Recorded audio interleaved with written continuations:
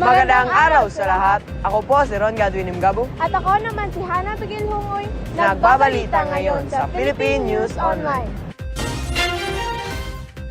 OFW na Pinay sa New York City nakaranas ng diskriminasyon. Babaeng may kapansanan inireklamo ng isang diskriminasyon ang isang mall. Ilang Pinoy sa LGBTQ community members idinaig ang diskriminasyon. Ibabahagi ni Jasmine Catarinin ang unang balita sa umagang ito.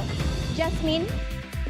20 taong gulang na babae na si Bella Cruz na nagtatrabaho bilang isang nurse sa New York City ay ipinalabas at nakaranas ng diskriminasyon sa isang tagapagbantay ng pinasukan niyang mall sa New York City dahil isa raw siyang asyan.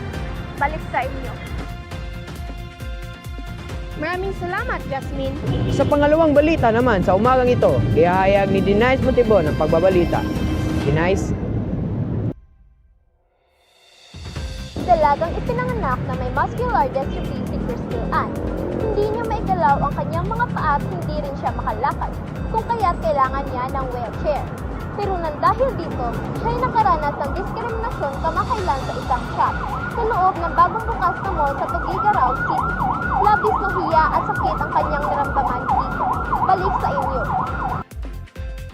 Salamat sa pagbalita, Denise. Sa panghuling balita ay si Lorraine Humawas naman ang maghahatid nito para sa inyo. Lorraine? Loud and proud na LGBTQIA+ community member ang isang college student na si Val. Pero sa pagpapasok siya ng paaralan ay nakakaranas siya ng pangungutya dahil sa kanyang sexual orientation.